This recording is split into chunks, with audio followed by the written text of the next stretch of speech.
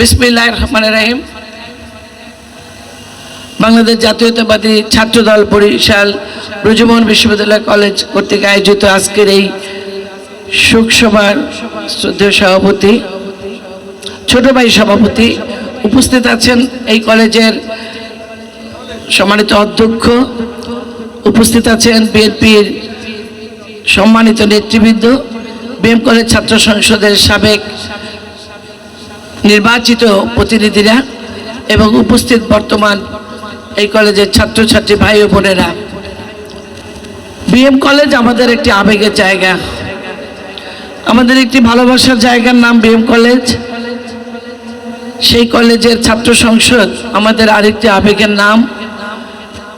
আমার পরিবারের পাশাপাশি যে পরিবারটা আমার কাছে অনেক আপন, সেই পরিবারটা জাতীয়তাবাদী দল। আমাদের বুদ্ধি হওয়ার পর থেকে, যেদিন থেকে রাজনীতিতে শহীদ যে স্লোগান দেওয়া শুরু করেছি, সেই স্লোগান থেকে আজকের দিন পর্যন্ত এই পরিবারটি যে কোনো কষ্টে আমরা কষ্ট পাই।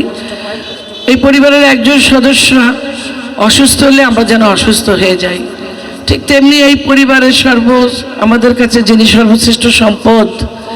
আমার রাজনীতি জীবনে যাকে ধরেই রাজনীতি করেছি, কারণ আমরা শহীদ প্রেসিডেন্ট জিয়াউর রহমানের সান্নিধ্য ততটা পাইনি।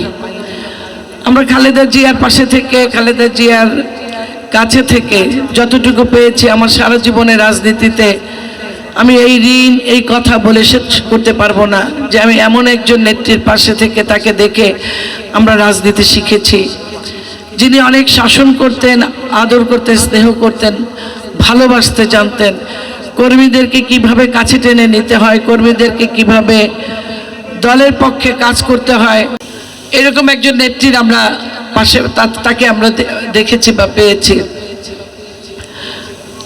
ছাত্র রাজনীতির তার মূল শক্তি ছিল, যত আমরা যারাই রাজনীতির, আমাদের তো সব অঙ্গ সংগঠন বিভিন্ন আমাদের দলে আছে, কিন্তু ছাত্র দলকে দিলে ওনার চেহারার ভিতরে একটা অন্যরকম একটা আনন্দ বা অন্যরকম একটা অবস্থা তৈরি হতো।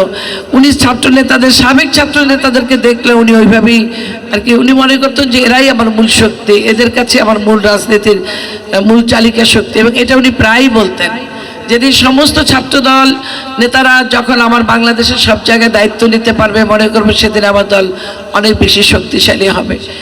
এবং ম্যাডামের চিন্তা ভাবনা, ম্যাডামের রাজনীতির আপোষহীন মনোভাব, একজন নারী হিসাবে তিনি যে কঠিনভাবে এই দেশের নেতৃত্ব দিয়ে গেছেন, একটি দলের নেতৃত্ব দিয়েছেন।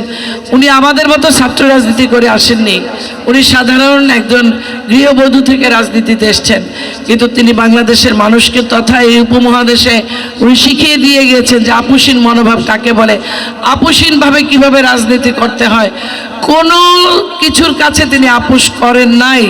এই আপোষহীনতার কারণে তিনি তার সংসার ভেঙেছে, মানে তার বাড়ি ভেঙেছে, তার সন্তান হারিয়েছে, তার পারিবারিক জীবন শেষ হয়ে গিয়েছে, কিন্তু তিনি দেশের সাথে, গণতন্ত্রের সাথে, রাজনীতির সাথে, ভোটের সাথে, জনগণের অধিকারের সাথে তিনি কোনো জায়গায় আপোষ করেন নাই। আজকে সেই নেত্রীর শোকসভায় আমরা আরও অনেক কথা বলতে পারতাম বা বলার আছে, আসলে এই সময়ের ভিতরে আমরা সেগুলো কিছুই বলতে পারবো না। ওনার যে কঠিন আপোষহীন মনোভাব, এই মনোভাবকে ধারণ করে আমরা বাংলাদেশকে এগিয়ে নিয়ে যেতে চাই। এই প্রজন্ম ছাত্রদল, আজকে যে এখানে অনেক ছাত্র নেতারা বক্তব্য রেখেছে বিভিন্ন ছাত্র সংগঠনের, এটা আমার কাছে খুবই ভালো লেগেছে। এরকম একটি অবস্থান থেকেই কিন্তু খালেদা জিয়া রাজনীতি চাইতেন, যে সমস্ত রাজনীতির সহ অবস্থান থেকে আমরা বাংলাদেশকে সামনে এগিয়ে নিয়ে যাব। তেমনি খালেদা জিয়ার সেই কঠিন মনোভাব, খালেদা জিয়ার আপোষহীন মনোভাব, খালেদা জিয়ার গণতন্ত্রের জন্য কোনো ধরনের আপোষ তিনি করেননি। গণতন্ত্রকে রক্ষার জন্য আমরা তাকে ধারণ করে সামনে এগিয়ে নিয়ে যাব। এই ছাত্র সমাজের কাছে আমাদের সেটাই দাবি, সেটাই আবেদন। আসো, নতুন করে তোমরাই আগামী দিনের বাংলাদেশ, তোমাদেরকে নিয়ে তারেক রহমান যে বাংলাদেশের স্বপ্ন দেখে, সেই বাংলাদেশ তোমরাই তৈরি করবে। তোমাদেরকে নিয়ে আমরা সেরকম একটি বাংলাদেশ গড়তে চাই। সবাইকে ধন্যবাদ।